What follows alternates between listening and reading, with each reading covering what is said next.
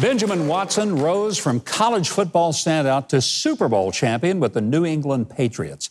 He's now an author, speaker, philanthropist, father of 7, and executive producer of an important new documentary on the always controversial subject of abortion called Divided Hearts of America. Please join me in welcoming Benjamin Watson.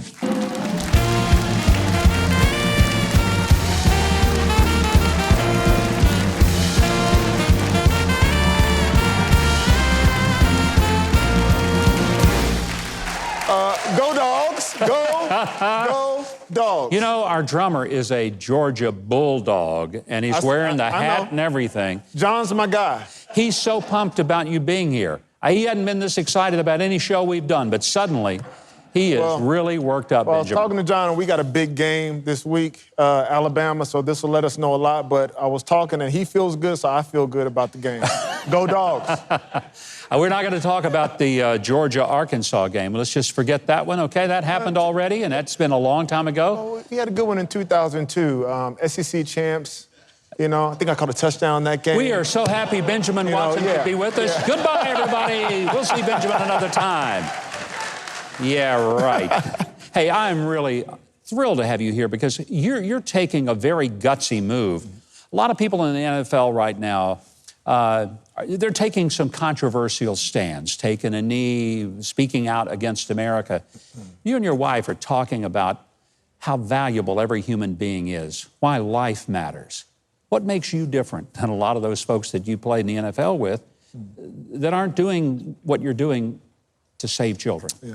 Well, I'm not much different. I think that a lot of those men that you spoke of love this country, just like I do. Yeah.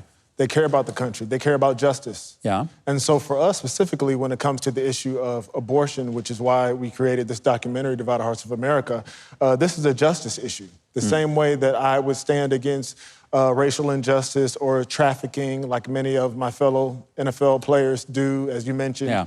That's why we feel like we need to be involved with this, because justice is about protecting those who deserve protection, which are innocent children, are their mothers that are making these decisions, as well as punishing those who deserve punishment. And so that's why we made this documentary, because this issue is dividing America in a way that none other really has, and it's about life. It's about people creating the image of God.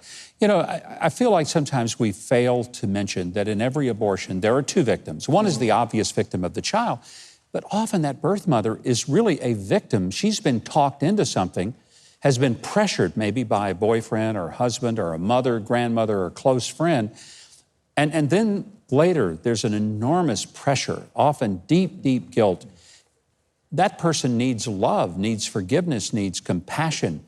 And I know that's one of the things that you want to convey in your message. Of course. You know, a lot of times we talk about the conviction when it comes to these sorts of moral issues or life issues. And it's important that we never change our stance when it comes to our convictions or the truth.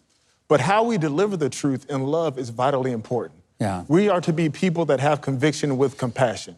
And speaking with mothers who are post-abortive or fathers who are post-abortive, those who have been involved with these types of decisions, the last thing they need is for someone to heap more condemnation and judgment upon them. What they do need, however, is love. They need people to tell them that they can do it, that they have what it takes, that there are men that, you need to stand in the gap for the women that are bearing your children. And so that's a challenge really to all of us who consider ourselves to be advocates for life. We must never sacrifice our conviction, but how we portray that, how we extend that to other people is vitally important. I want us to play a little clip from Divided Hearts of America so our audience will have a chance to know exactly what Benjamin is up to in this film.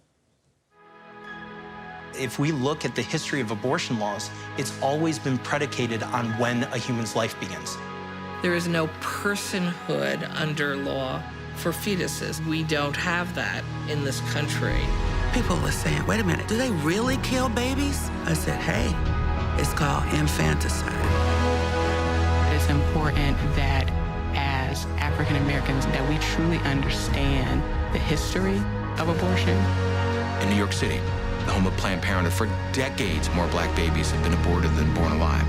For decades. Abortion is targeting Black America. That's not an accident.